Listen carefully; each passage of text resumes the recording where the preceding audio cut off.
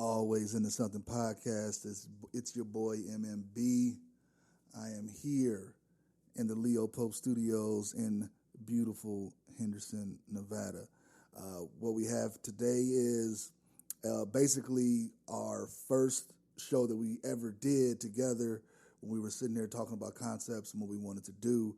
Ahmad and I came up with a topic, or Ahmad threw out a topic that we kind of just ran with, and I thought it was pretty interesting, and I wanted to share it with you guys. So hope you enjoy this show. Next week, be on the lookout for us, and the marathon continues. Oxman, stand up, and catch us later.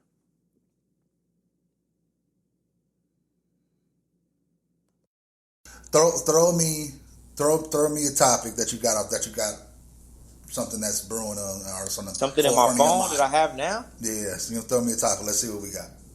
All right, let me see. Hold on. Better not be no whack shit either. No, okay. So, fuck you, all right? So the other day, I don't know how far we can actually go with this, but okay, so I don't know if you remember, like when Bill Cosby when they was first coming out with all the allegations against Bill Cosby, and people were saying like they was trying to take away his image and take away him as like being like the black father of America, and like, you know what I'm saying, they was trying to discredit him, and they was saying all kind of shit. He was trying to buy NBC and they was fucking him over or whatever. Yeah. But what a lot of people fail to realize, this is what I wrote down. What a lot of people fail to realize is that we had a second Bill Cosby that a lot of people fail to realize, and that was that was Uncle Phil. Uncle Phil was Bill Cosby after Bill Cosby came around. So it was like I just wrote that down thinking that I could turn that into something, like I could turn it into some type of discussion. Okay. You know Then you know what? I want to have a discussion with you. Hold on 1 second though. Hold on 1 second.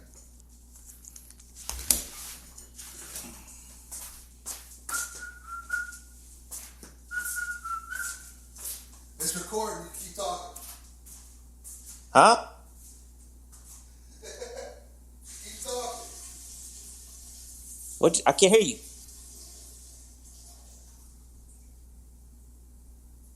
Oh shit.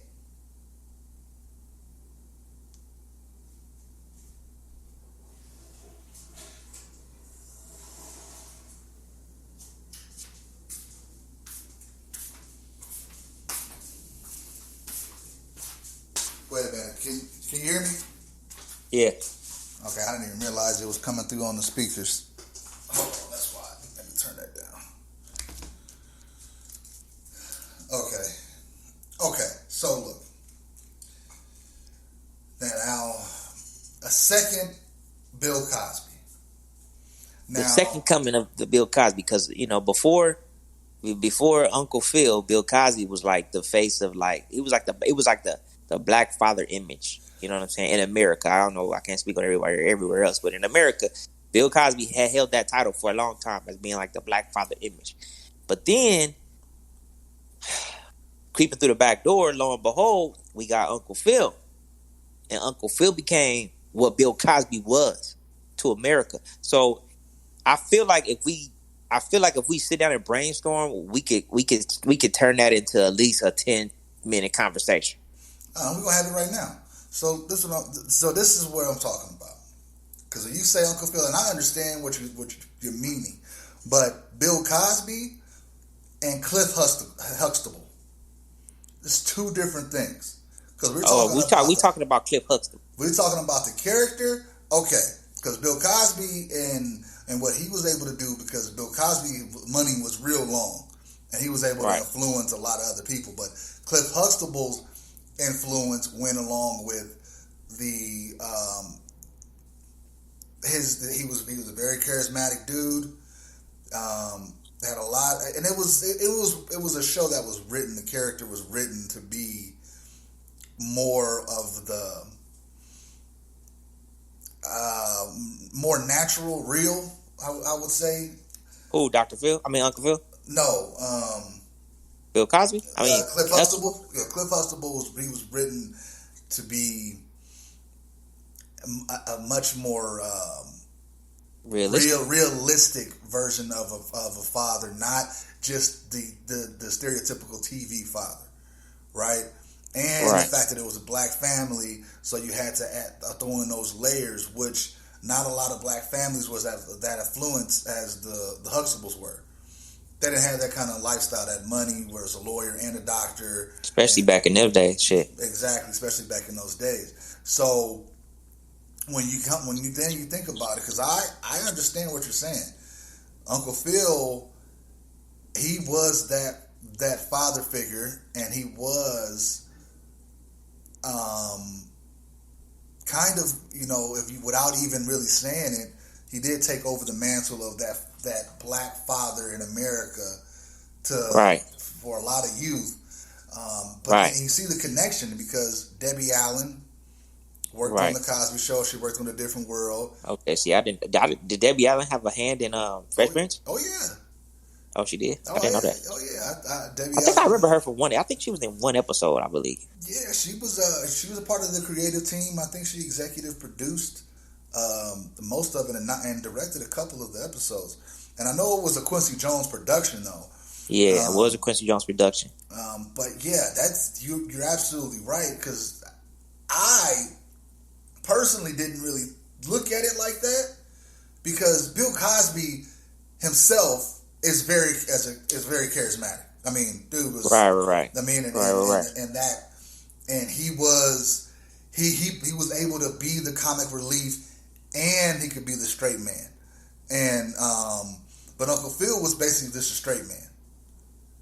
He didn't have a comedy, the comic side, right? He didn't really have it, but when he did, it came, and it was like, okay, I could see it there. James Avery was a pretty good actor, also the voice of Shredder from the Ninja Turtles, if you didn't know. But what? For the cartoon, that was Shredder. So I'm thinking of Master Splinter. Okay, I don't remember Shredder's voice. Yep, that's just James Avery. That's him in the cartoon. In the cartoon. Okay, the cartoon. Okay. So, but yeah, how the hell you remember that? So I mean, I remember looking at the Fresh Prince, and I was like, man, this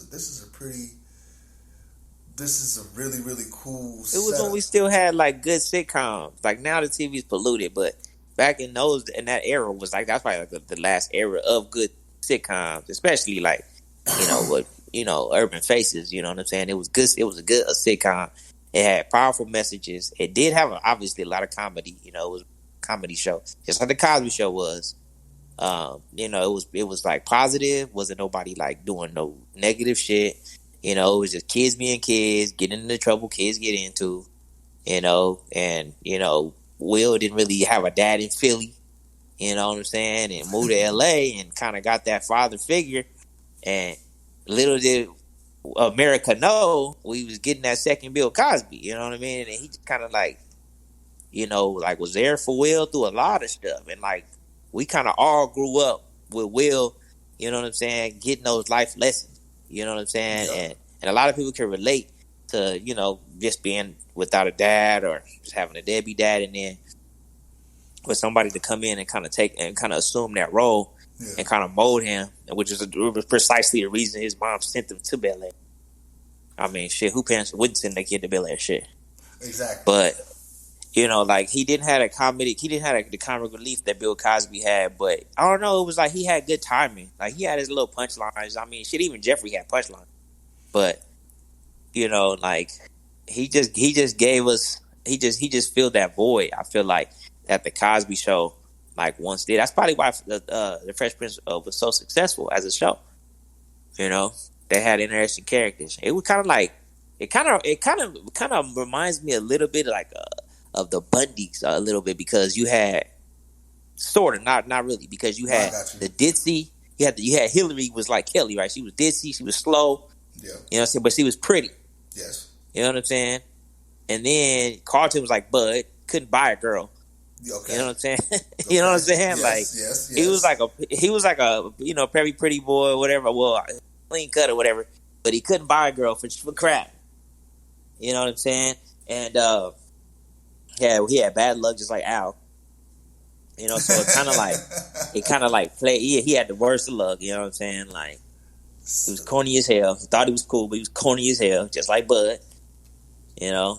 Now, But obviously they were in a whole different tax bracket. And the thing is that when you look at those shows, it was just like, okay, you're going from the 80s, mid to late 80s. I think the Cosby Show went into the 90s, and then you got into the 90s with the Fresh Prince. And the Fresh Prince had the theme song that was like right off the bat. You were into it, like, damn, this is tight. Everybody could sing that song. And Will Smith, who was super charismatic. James Avery, Alfonso Ribeiro. I cannot think of the mom's real name, but the first. The Vivian. Vivian. I forgot her. Well, no, Vivian Banks. I'm thinking of Vivian Banks. I forget her name. I can't think. Her Vivian Banks is her character name, but right.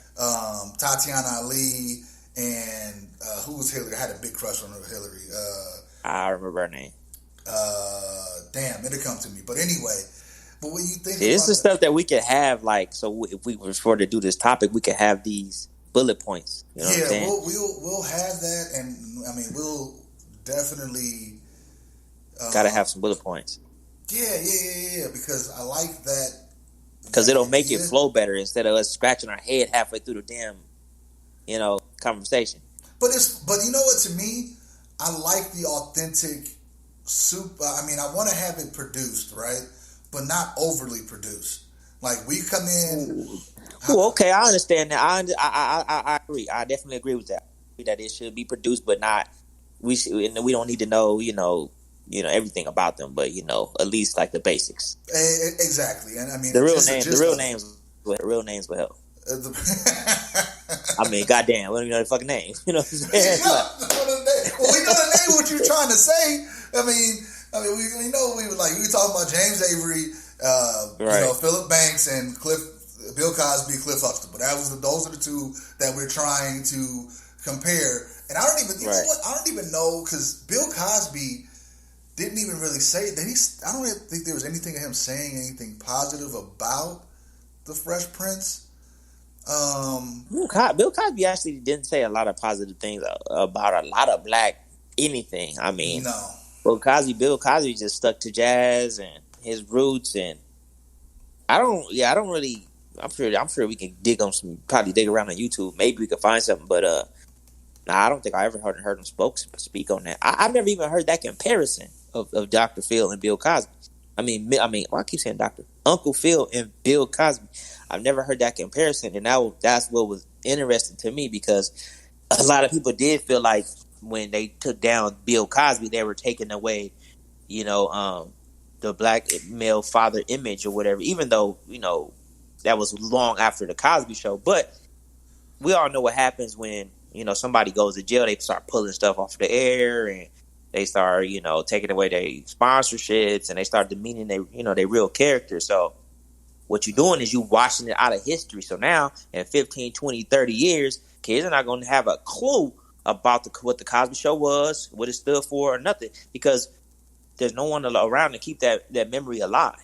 You know what I'm saying? So when you kill someone's legacy because they did something 30 years ago, so you kill their entire legacy that they sacrificed their entire life for, what you're doing is you're basically taking it out of the history books, so that in 30 years or when the next generation comes along, that'll never be spoke about. They'll never know anything about that. They won't even be on YouTube and type it in the YouTube search bar, because it'd be so far removed from their mind. It's like out of sight, out of mind. So basically, it's up to us to keep that alive. Okay. So you know what I'm saying? So her name is Janet Hubert Whitten, the one that the Vivian.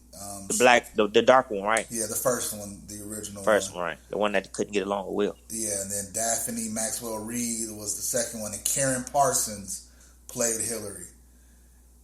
Okay, so it helps for someone to be nearby, fast search computer or something to kind of get this information, I guess, or just I said, pre-discuss it. We could do that, and I can have. I'm on my computer, so for the most part, that's what we did last time, because I ended up killing somebody that wasn't. I was like, oh, I think he's dead, and I looked it up. Oh no, he's not dead. So Yeah, see, that's what I'm trying to say. That shit was gotta help, you know. Yeah. So Debbie Allen, she wasn't a producer. She directed that episode, but still, that was still, it was a Quincy Jones type thing. And I don't want to get into like, we can just read the Wikipedia Right. Because that would deviate. So then, but we get back to it because you're right. I don't think anybody has made that comparison because it was so different because it was the Cosby Show, right? And it's called The Fresh Prince of Bel-Air. So the focal point was on Will Smith. It wasn't supposed to be focused on the family. It was supposed to just be focused on Will, but it turned into a family show. And it was like your mom, and your kids could sit in front of the TV, and y'all could all enjoy that show. And that was the main reason, because the focal point was on Will, even though it was a lot of aspects to it, but they was all centered around Will. One of the biggest issues that Janet had with the shows, because it was all centered around Will. It wasn't more around the family. And she thought that it had more than enough room to be about both. And apparently that was the biggest issue that they had.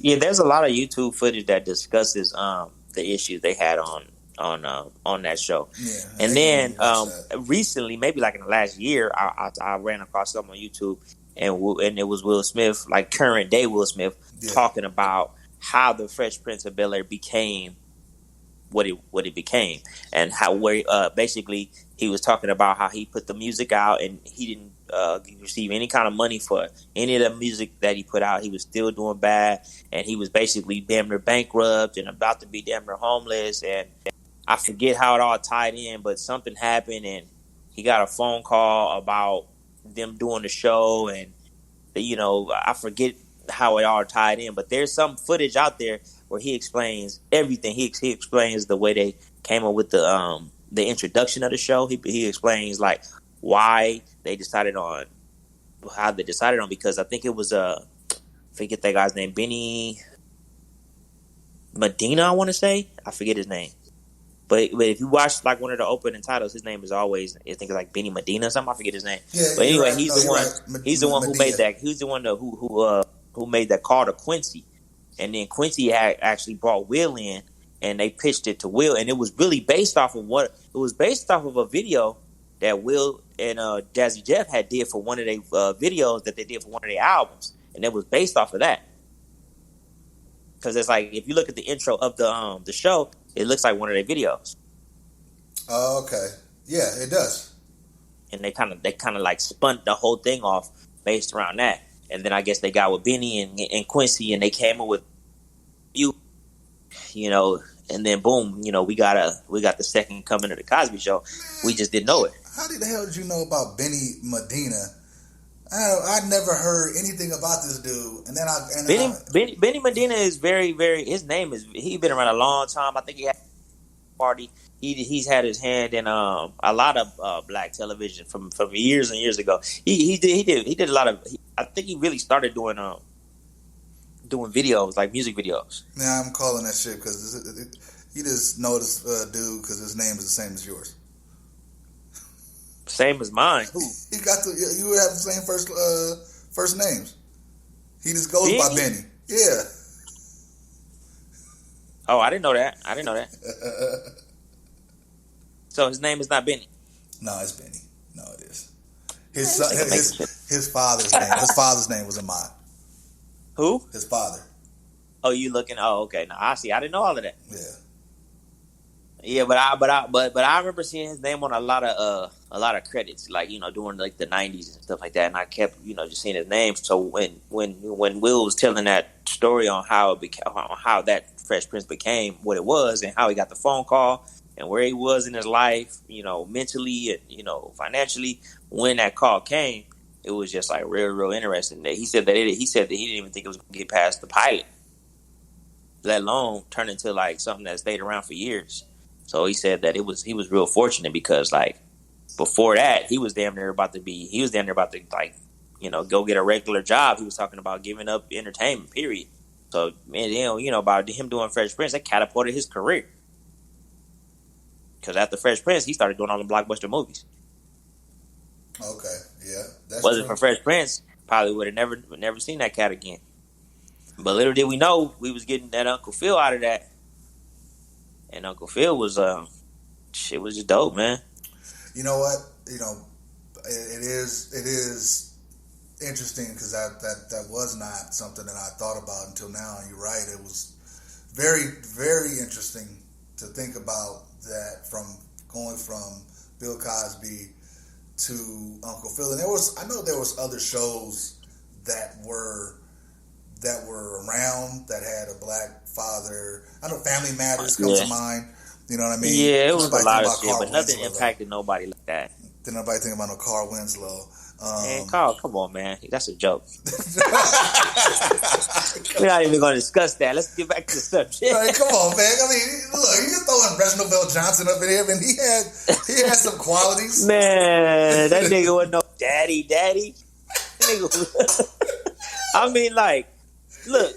He did let one of his daughters go upstairs and never come back again. So, yeah, that was kind of fucked up. Like she died and went upstairs. It was over. That was it. But man, yeah, I follow that girl online, and that's all she talk about. Like, she wound up doing porn after that too. Yes. We're not gonna forget that, but yes, yeah. But she talks about that like at least once or twice a week on stage. I just like looking at her. She's still sexy as hell, but is she? But back, huh? Is she? Oh my God, hell yes she is, and she live in Burbank.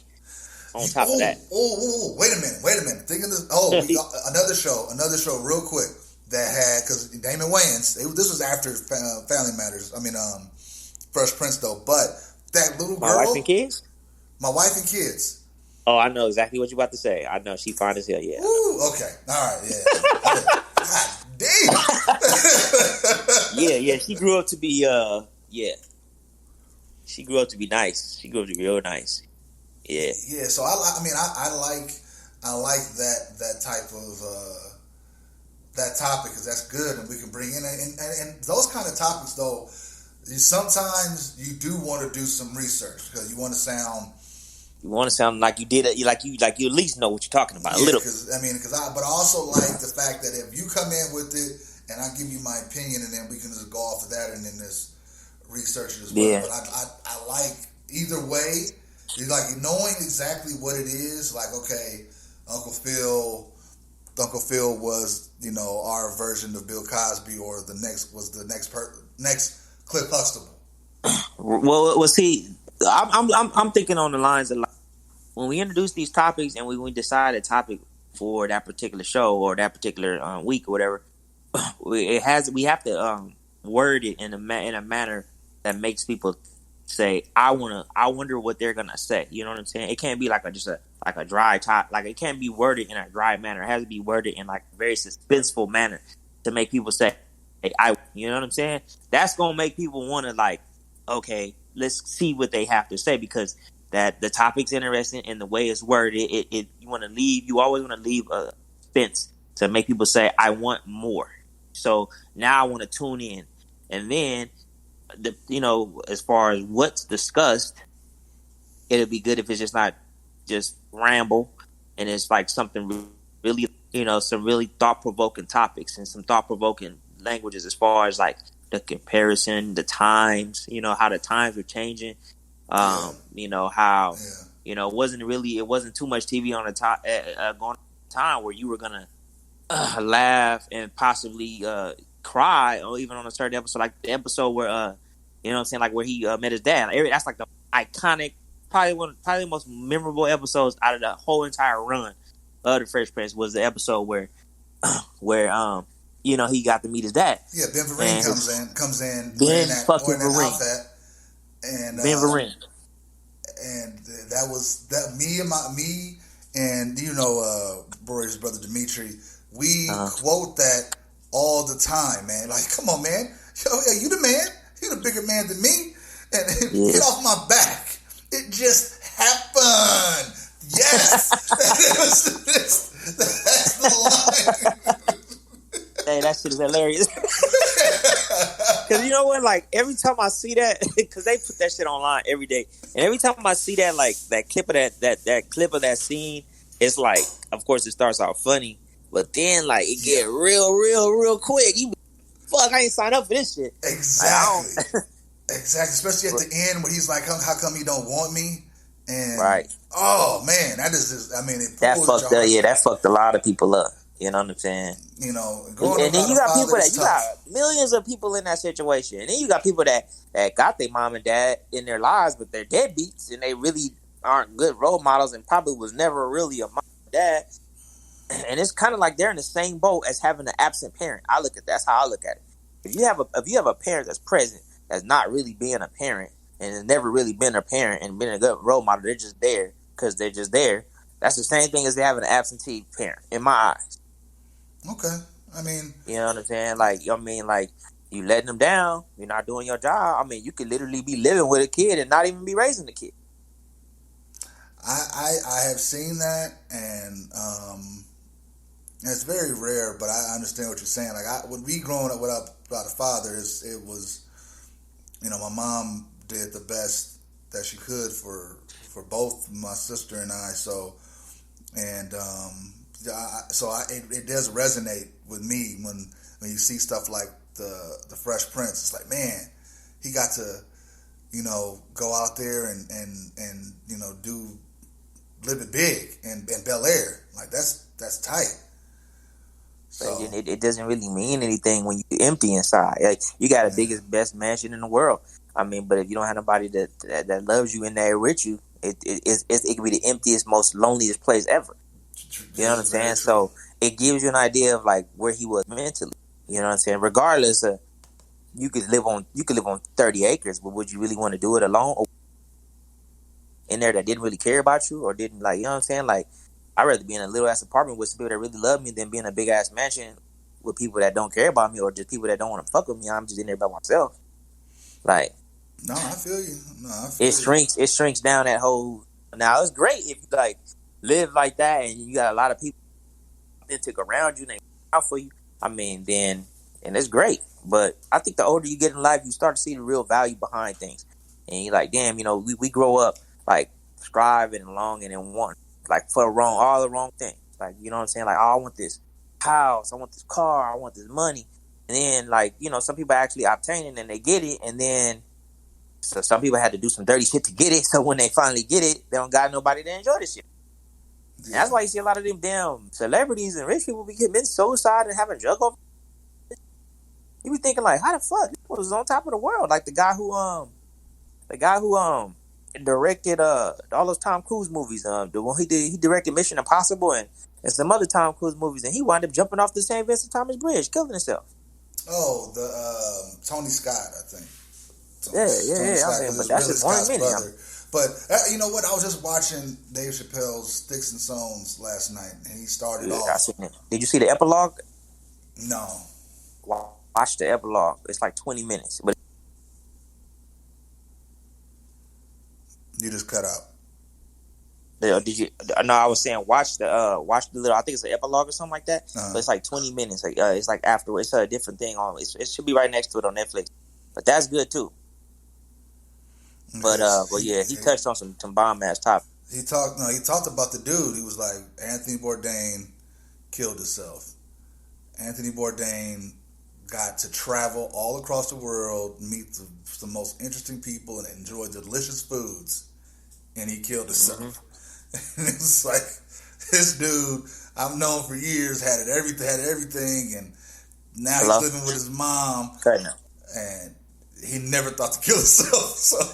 Oh yeah. I remember that shit. The dude that accomplished all that shit and then wound up living with his mom. Yeah, he was like, he never thought to kill himself. So I don't know. Don't know why he didn't think of that. Yeah, he was like, I tried to tell him. Yeah, look at Robin Williams, man. Shit. Man, and that's another that shit thing. Really fucked me up because I was a major fan of Robin Williams. Like, a lot of times when I'm at work, I hear to Pandora, but I have my Pandora set to like a gang of different comics and shit, and it's like I got comics, I got everybody from Chris Rock to fucking John Candy to fucking Sam Kinison, Robin Williams. I got Robin Harris, Richard Pryor. I got all these comics. I listen to that shit at work. And they like, and some of the stuff I hear is like, man, from the 70s and 60s and 50s and of course the 80s. And it's crazy, man. It's crazy. It's like, just like these music artists that be making great music and their lives be all fucked up. Well, that's like, damn. Does it take, to be a great artist, do you have to have a tortured soul? I mean, that's fucked up. I mean, dude, but you know what? I'll be honest with you. People make pain music. The best music is pain music. Like if your favorite artist goes through a divorce, you know they about to drop a fire ass album. Yeah, because you look at Adele. Her shit was fire when she came out because she was talking right. about. She was talking about being, you know, a dude that didn't want to talk to her. Right.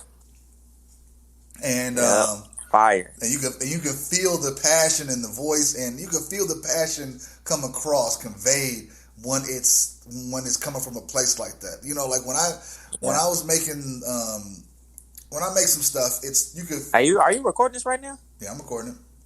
All right, cool. So you can feel the passion that comes through, and sometimes you can't. Like it's like it feels manufactured. You know, like when Usher made Confession, and he never was able to make another album like that. True.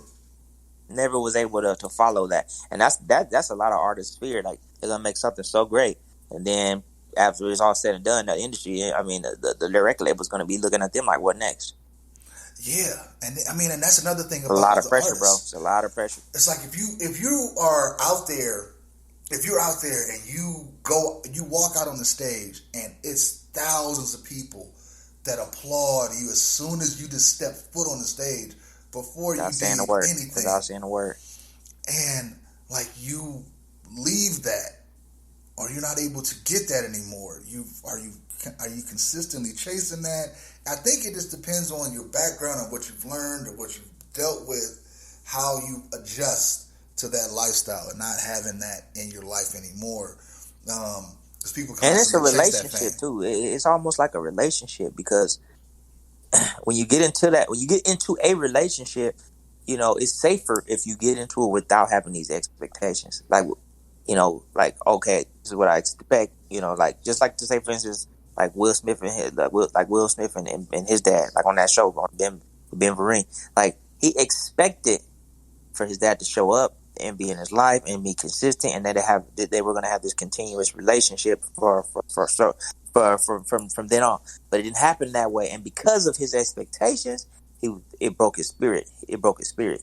Had he not had them expectations, or had more realistic expectations, or open expectations, it wouldn't happen. Now, if you get into like the industry, like the music industry, and you have these expectations, you have to be very careful with that because Hollywood is like notorious for putting your ass on the highest pedestal and then hitting your ass with some scandal, and then your career is a wrap. Look at Kevin Hart. He about to get sued for $60 million for a chick he smashed 4 years ago. They about to put his career on a back burner. You know what I'm saying? So they love to put you on a pedestal and then watch you fall down. They love that. Yeah, you know what I'm saying? So I feel like when it comes to like fame or Hollywood or whatever, you have to always have this mentality like enjoy what I can and get out of it now, because at any moment it'll just, the brakes could get put on, and I'll just be glad to look back and say I'm glad I got what I got out of it, versus I'm tormented because I can't get any more out of it. Yeah. Sometimes your run is on. You know, sometimes your run is only meant to be like Ice Cube was saying. I was watching this thing with Ice Cube a couple months ago, and he was like, if you look at the music industry, they only hype an artist for 3 good years. After that, you're on your own, and you just riding off your buzz. You're no longer on top. He was like, now we're in this 3-year industry, like Nicki Minaj, like Drake. They gave them really 3 good years at the top, and then next thing you know, Drake was making jingles and Call Me on My Cell Phone. But when Drake first came out, he was making real hot music. Then he went to these jam jingles, and then he kind of started fading to black. And now he's still hot, but he ain't like he was hot when he first dropped. Same thing for where a lot of other artists. So basically, what he was making a point of is a lot of people really only stay on top for like 3 or 4 years, and then they start fading to black, and then everything else is just riding off of what they did before. Yes. Like basically their golden years is behind them. It's like their prime. You know what I'm I can saying? see. So You know what? basically, I I see look at it that. like when you get into fame, you gotta understand that it's just you just gotta ride it as long. You don't know how the ride gonna go, but when it's over, you just gotta look back and be like, look, I'm glad that, because there's gonna be people talking like, oh, you fell off, or you ain't that dude no more. You gotta understand that you gotta combat that with something, because people will break you down, man. Especially if you're on social media, and it's gonna be no matter how good you're doing, it's always gonna be a million negative people. It's gonna just always look at things wrong, and as a human being, it's hard for someone to really sit there and just stare in the mirror, like, and just take that. You know what I'm saying? Somebody else was saying, I forget, it was a comedian that was just saying, like, man, you realize when you get millions and millions of dollars and you come from poverty, do you understand what that does to your mind? He's like, sometimes you just go home and you just look in the mirror and you just look for everything wrong in your life, and you feel like if that money can solve everything, and you start chasing that image. And then you realize after you've done that shit, after you've done all this damage to yourself, you were never able to get that money. It's just like people were saying it about Michael Jackson. Like, imagine being like a young Michael, and you got all this money. You came from Gary fucking nothing, Indiana, and you just sitting in the mirror. And I think there was saying this shit. I think that was Cat Williams. He was just sitting there like, this shit was so funny. He was like, Michael was just sitting in the mirror one day, and he was like, I don't think I like my nose no more. It was like, I think it's time for a new nose. And then he went out and got a new nose. And he was like, damn, this chin don't go with his nose. He was just like, I gotta get a new chin. He was like, when you just have money like that, and especially when you come from nothing, man, sometimes you just sit at, it's like your own conscience torments you. Like, it just makes you go out and just like long for more and more and more. And then you let all this negativity get in your head, and it just leaves you chasing this false image. Like, no one did it. He didn't like, no artist or anybody. No one does all of that stuff because they want to feel worse about themselves. They doing it because they think it's going to make them feel or look better. In actuality, it doesn't. It's like a facade. So I think people just got to be careful as far as like what they allow that fame to do to them, and then who you allow to get in your head. You know what I'm saying? Especially for Michael, man, he had all kind of shit. He was talking about he playing with monkeys and dead bodies, and it was just you gotta so much. And this is before the days of social media. Imagine if oh my God, that nigga would have never made it. So I mean, seriously, but you think about it, like all of that great music, art. Dude was, but is it really tortured. worth it, man? Is it worth it? Michael died at 50. Like, is it really worth it? Like, yeah, it was worth it. Shit. That's what you talking about. I mean, look. He left a legacy that, I mean, for music. I can't speak outside of all that other bullshit. That I can speak outside of it. I'm telling you right now, Michael didn't touch them fucking kids. I don't give a fuck what nobody said. So, I don't believe that shit, bro. I don't believe that shit for 1 minute. Look, man. I was pissed off. I didn't watch that whatever Neverland bullshit they did. I ain't watched that bullshit either. I ain't got no time for that shit. That shit was bullshit. Ain't they gonna put Oprah on that shit? Fuck Oprah. That's fucked up. Now I'm riding with Monique. Fuck Oprah. Why you gonna go? You gonna talk shit out about a nigga that's dead? Come on now. Do it even matter? For real. Exactly. That's what pissed me off. Like, dude, he has nothing to say. He can't say nothing. Now, you do that surviving R. Kelly bullshit. R. Kelly's still alive. Right. Okay? Yeah. And that's not bullshit. That's his dumb ass doing that dumb shit. But anyway, he alive, though. He can sit there and combat and say, I know for a fact R. Kelly did that shit. Yeah, R. Kelly's a fucking nut. I'll get into the story about R. Kelly later. But anyway, Michael Jackson had made some of the best music that transcended colors and nationalities and all that shit. This is Michael Jackson. Boom, boom, boom. You know what I mean? I think we had talked about this a while back. It's like, that was a dude that if you knew he was walking, and let's say in 1992, 1991, if he was walking down the street, the whole street would get shut down. Oh, for sure.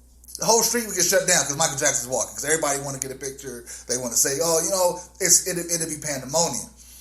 But I told you what happened when I met that fool in Caesar's Palace. Exactly. That's what I was getting to that story. Shit down. He shut it down because that's Michael fucking Jackson. People thought I was the damn president. You know, and I'm living out here in Vegas. I've seen his dad. I seen his dad at the casino outside the club. Yeah, it was hilarious because he is tiny.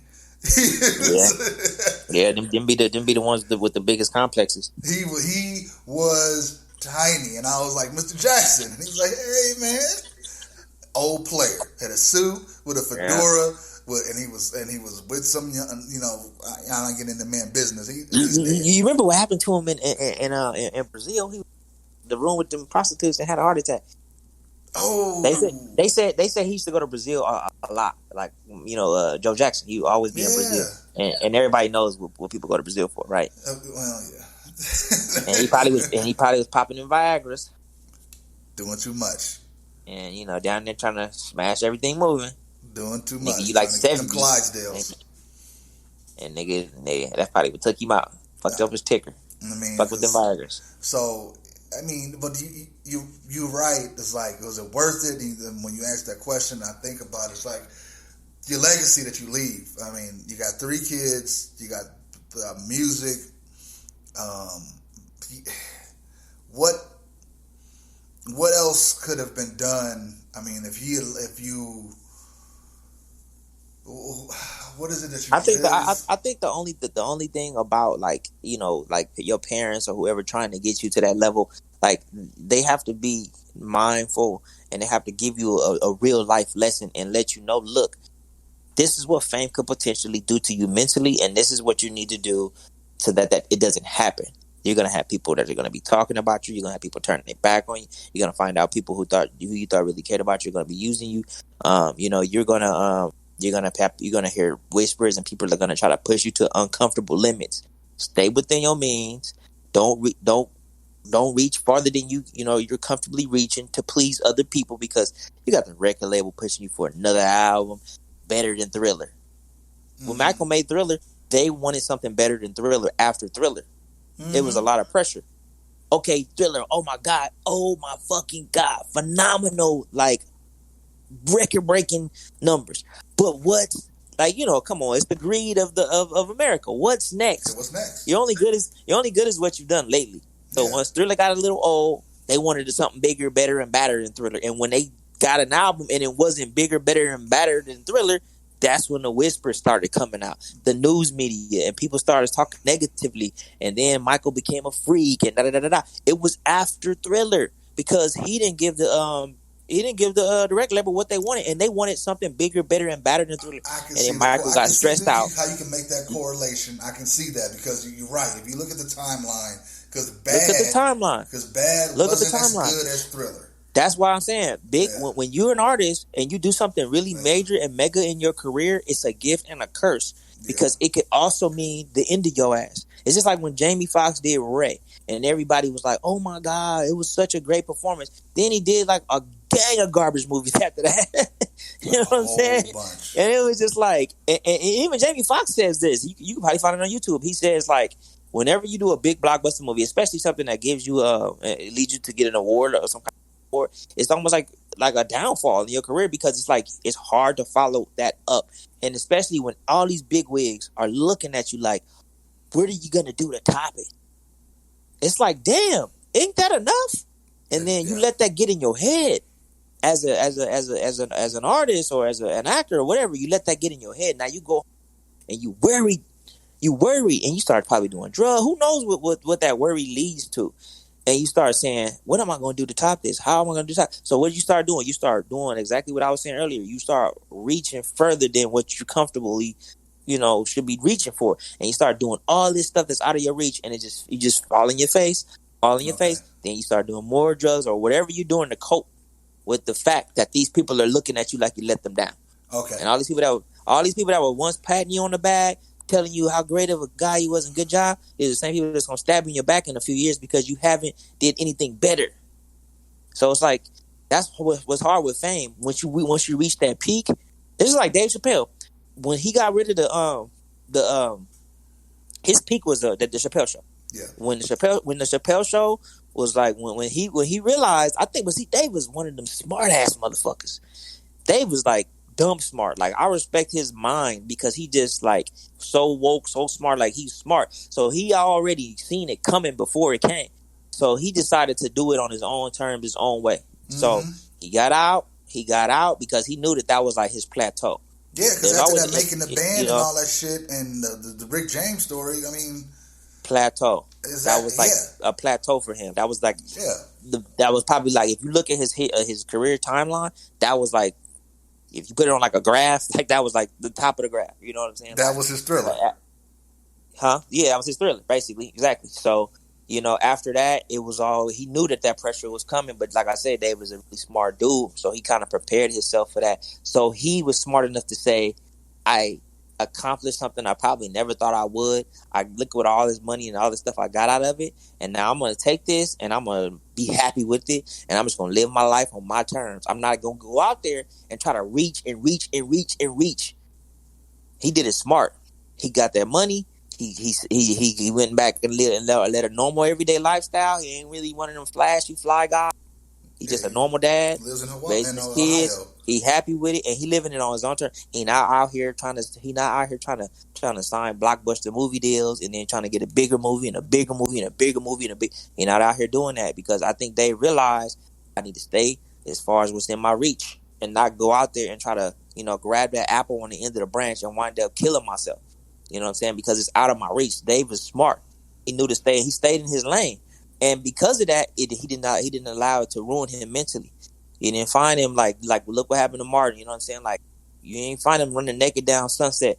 You know what I'm saying? Oh like, my God! You know what I'm saying? Like, have you seen like the trailers for that? You know what I'm saying? Like because Martin was doing when Martin was doing the show, which was his peak. He was on a lot of drugs. He was a lot of pressure, and every time he delivered something great, it was so much pressure on him to do something better and better and better and better. But have you seen the trailer for Bad Boys?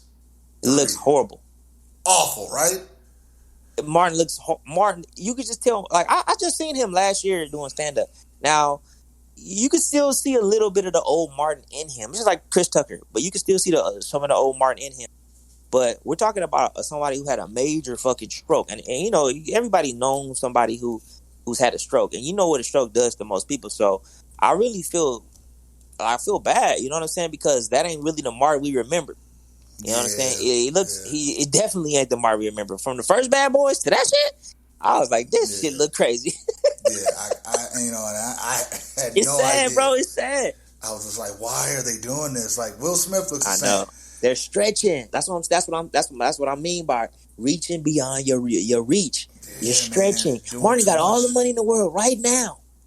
He don't got to go out and do shit.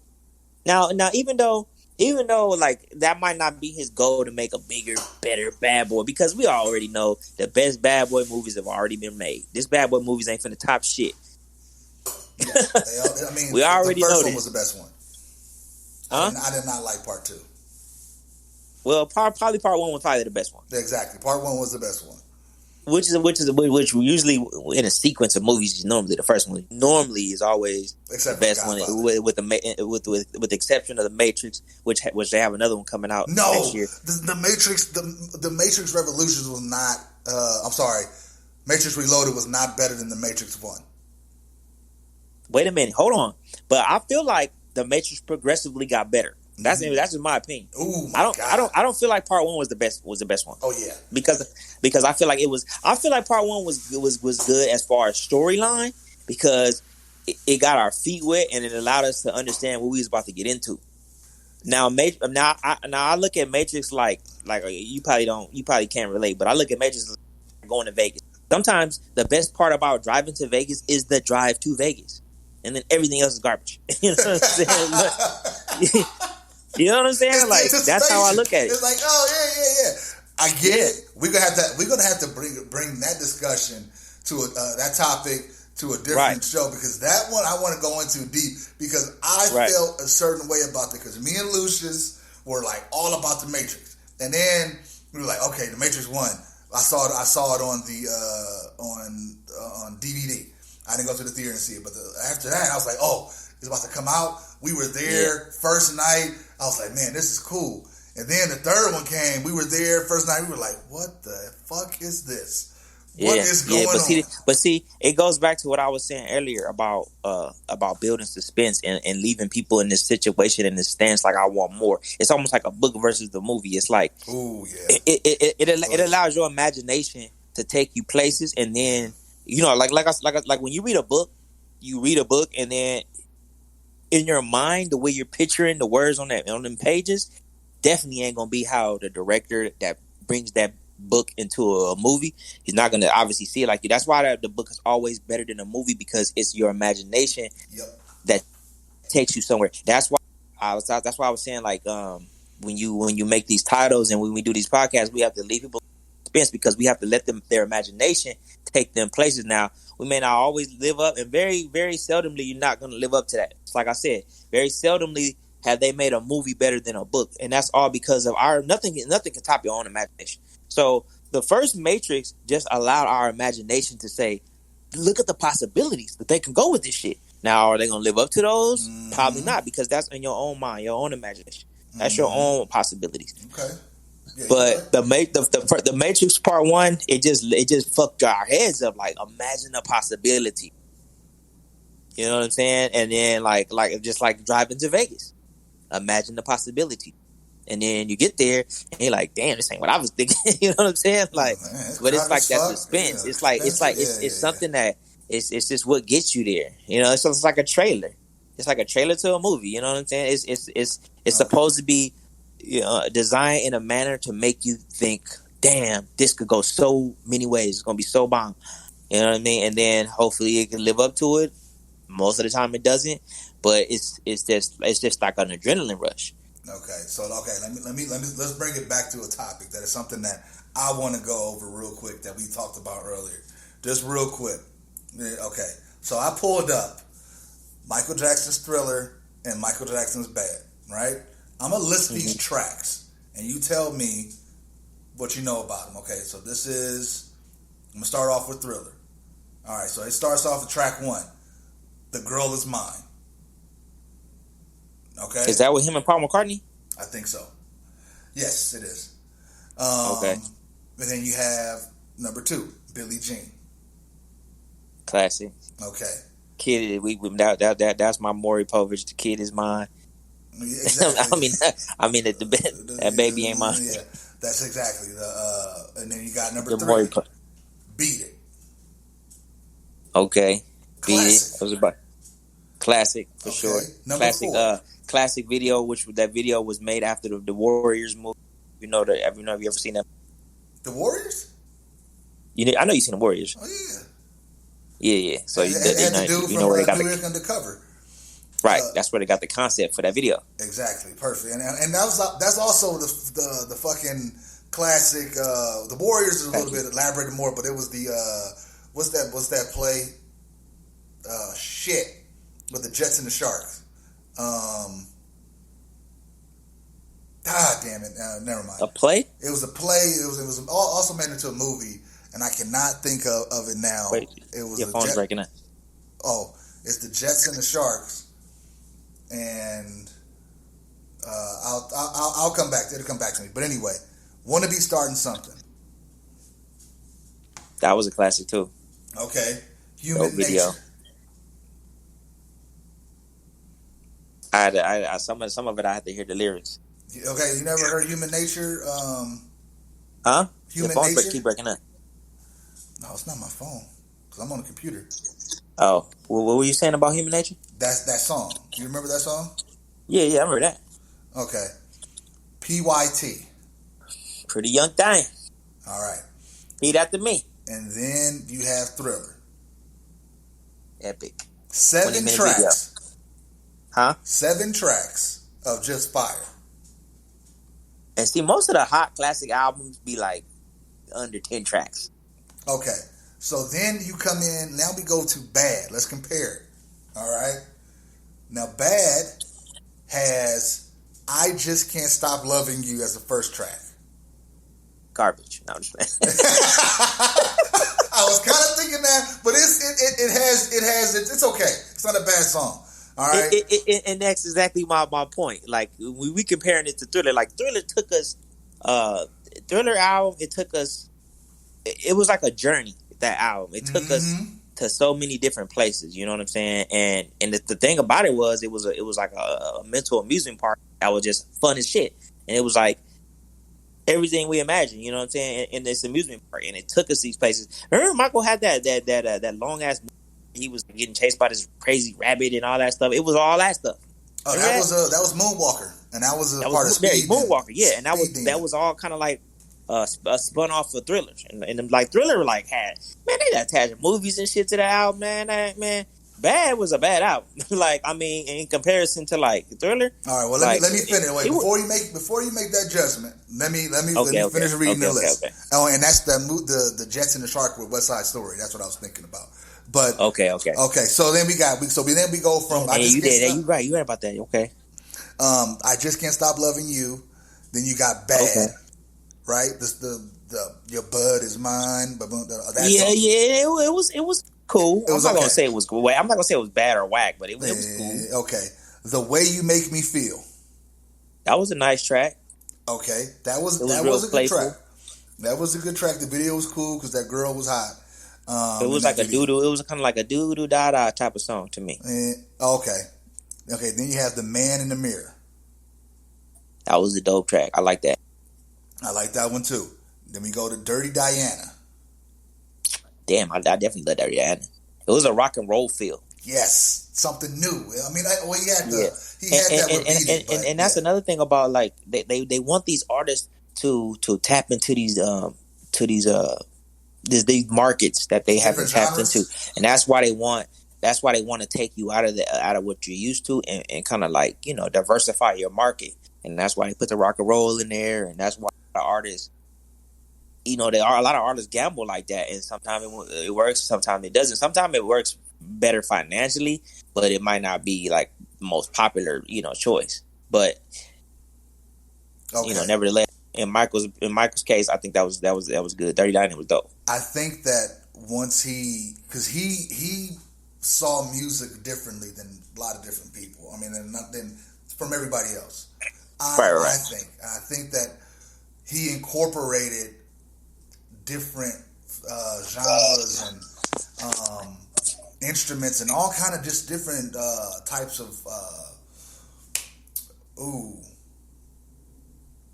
musical taste into his music. But you know that it's a Michael Jackson track. Right. You know what I mean? So after Dirty Diana, we have Another Part of Me. That was dope. I think Bad was like an aggressive album because Michael was moving on and with his life, and you know, it was just giving us, like, at that point Michael could do no wrong. You know what I'm saying? It was just giving us another angle into his life. It was like we were looking into the windows of his life, and Bad was just like another window. You know what I mean? It probably wasn't the biggest and baddest as Thriller, but it was just as you know, we could appreciate it just as much. Okay, so then you have, after Another Part of Me, you have one of my favorite songs, Smooth Criminal. That was dope. I mean, it was no getting around. The video was badass. It was okay. Like, that was, damn, this is tight. And everything, I mean, every note, every dance move was just perfect. Okay, right. It was you could beat that. And so then you go from some Smooth Criminal to Leave Me Alone, which big change, and he was doing different things, and he was going over all of that stuff because he had in that video. Mm-hmm. He was thinking somebody was watching him. Like I said, he was talking shit about it after Thriller. People were saying he had monkey bones and shit. Yeah, he had Elephant Man bones, and he's dancing with the Elephant Man bones in this video. Yeah, he's playing into his stereotype shit. It was beautiful. But one of my favorite songs, still to this day, and it's very underrated, and people give me shit when I play it, Liberian Girl. Liberian Girl was dope. Liberian Girl was... You came and you stole my world, yeah. Oh, man, just that the way it comes on and that beat kicks in when okay. Yeah, production was fantastic. I mean, like with Jimmy Jam and Terry Lewis, whoever it was. It was on point. It was on point. Let me see who produced this. Because it was Michael Jackson and... Wasn't it Jimmy Jam and Terry? No, they usually work with Janet. Nah, they work with Michael too. So production, that co-producer, Victory Tour. No, it didn't. It doesn't say. Jimmy Jam and Terry Lewis is not mentioned at all in this article Okay. On Wikipedia. But as I far gotta as get my the last song is Smooth, is Speed Demon, which is okay. Not the best, but Yeah, Speed Demon was cool. I mean, it's still on the lines of like that. That if you think, it had like a lot of electric cars in there. yeah. All right. Well, my apologies for that. The audio towards the end. I'm not sure exactly what the problem where it was going on there, but we're not professionals. We're just two dudes trying to have some fun. I hope you enjoyed that topic. Just to give you some feedback at MMB72 at on Twitter. I don't have an Instagram. I don't have a Facebook. I barely have this Twitter and some stuff on YouTube. But hit me up and let me know what you thought. And I hope you enjoyed it. And I'll be talking to you guys again soon. Later.